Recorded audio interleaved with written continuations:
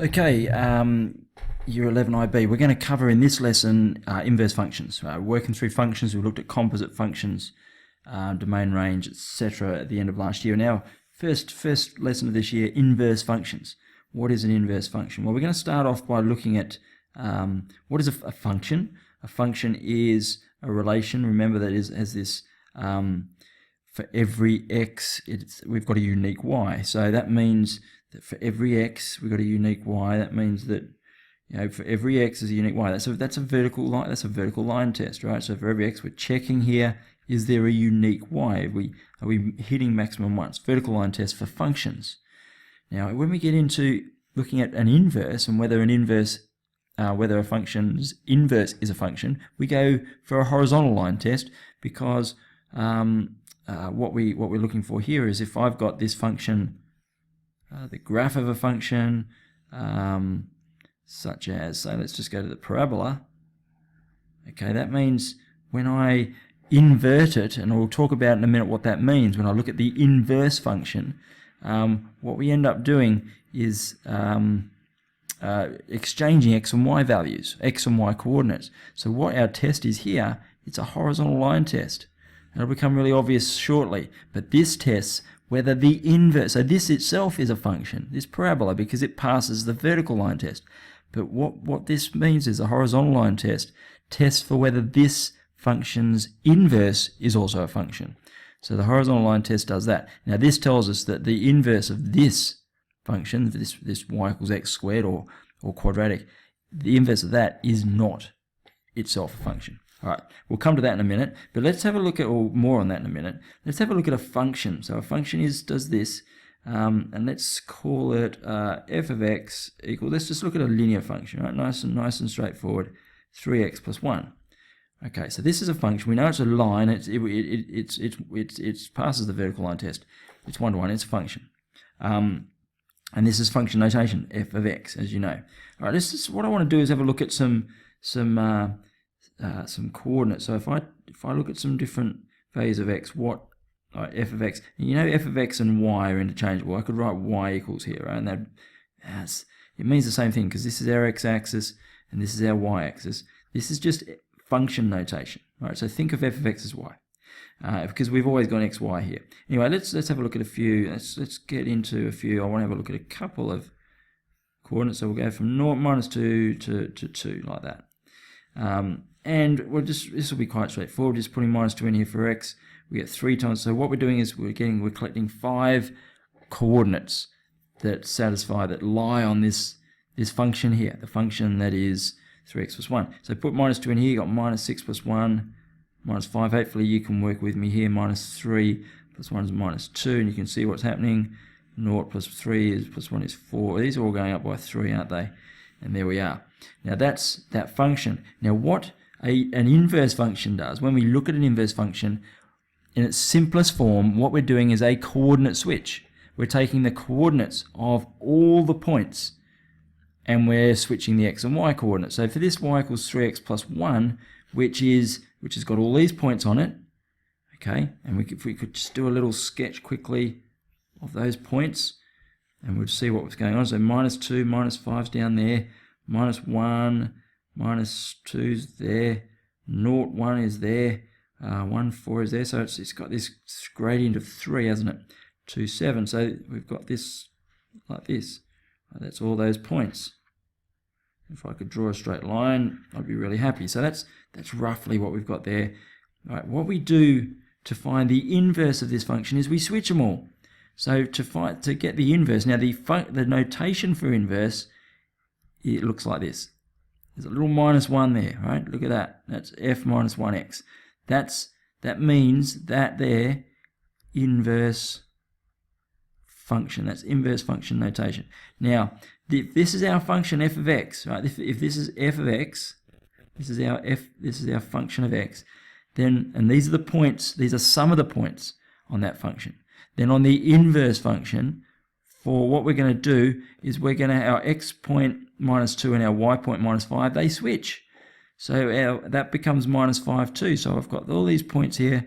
So x and f of x switch. Okay, so this point here, minus 2 minus 5, becomes minus 5 minus 2. So just switch their coordinates around. This minus 1 minus 2 becomes minus 2 minus 1. This point here, 0, 1, becomes 1, 0. This point here, 1, 4, becomes 4, 1. You get the picture. 2, 7 becomes 7, 2. It's just a little switcheroo. So if we were to draw the same, we were to draw the inverse function now. So that means that this point 2, 7 becomes 7, 2 out here somewhere. All right, 7, 2. This point here, 1, 4, becomes 4, 1. This point 1, 0, 0, 1 becomes 1, 0. This point here, 1, 4, minus 1 minus 2 becomes minus 2 minus 1. All right, so this is the line that we're drawing here, and it goes, and that last point that I didn't talk about, minus 2 minus 5 becomes minus 5 minus 2. So this is my inverse function when this is my original function. And you can see there that what we do, the result here, this here is just a coordinate switch from the original function. So that's what an inverse function is. And what we will notice here is that graphically it's a reflection in y equals x. So these two reflect on each other in the line y equals x, and they go through a common point there where y equals x. So that is inverse graphically. They make that point graphically. The inverse function f minus 1. That notation. We just need to get used to that. The inverse function is a reflection of the original function in the line y equals x, and there's an example of that there. So we'll go back up to this parabola. If we reflected that, if we sort of took a line y equals x through here, and then we reflected, what would we get? We'd get something like this, wouldn't we? Get something like that, where all these points here are reflected in y equals x, it ends up there, and this branch here reflects down here. And now you can see why this blue parabola its inverse, which is that, is not a function because it doesn't pass the vertical line test. So more on that later. This is, at the moment, we're just looking at the concept of an inverse function, which is a coordinate switch, graphically ends up in a reflection in y equals x, and we're just looking at that as an idea, as a concept, and we'll look at more about the ramifications of that later. Certainly take these points down. We're going to look at finally just how to find what this function is. I know this function here is 3x plus 1. That's this one here, the original function. What's this function here? Algebraically, what is that? What is f minus 1? What is the inverse function equal to algebraically? What's the equation of it?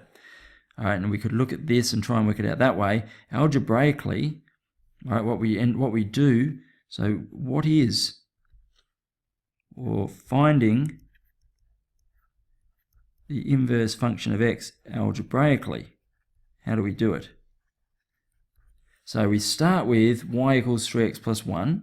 That's step 1. So we have y equals 3x plus 1. So we write it in y equals format rather than f of x equals format.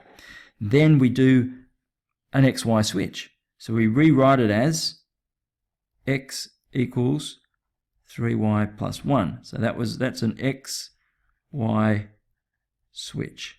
Just a straight switch between x and y. So y becomes x, x becomes y. That's what an inverse function is. So now we have it rewritten as x equals 3y plus 1. Now we've just got a little bit of algebra. We need to work it so we get y as the subject again. So how do we do that? All right, get that 1 across. So we end up with 3y equals x minus 1. All right, and y then is equal to x minus 1 over 3. So that process there is making y the subject of the equation. You can see what we've got here at the end is that is now our inverse function. So we just now need to put it in inverse function notation.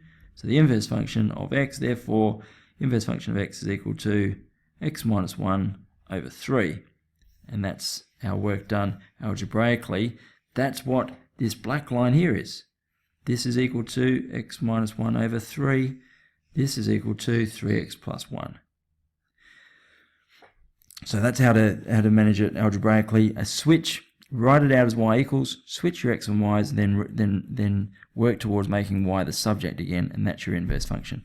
Okay, that's enough now for us to look at in class the questions from exercise 1G and exercise 1H. So hopefully you'll get a chance to see this before I see you on in class on Thursday, which is when we'll work on those questions. Okay, see you then.